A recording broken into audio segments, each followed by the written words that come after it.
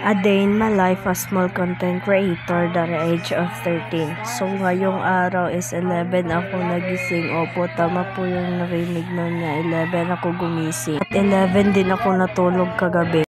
Agad-agad naghilamos na rin ako and then kumuha ng plato, kutsara, and kumain na rin ako kasi nagugutom na ako. And then pagkatapos ay kumuha ko ng walis at nagwalis na ako.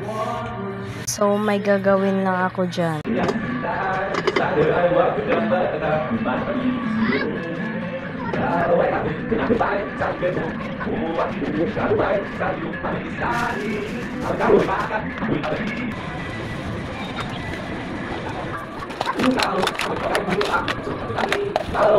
So tapos na ako mag-arrange doon dito naman sa plan.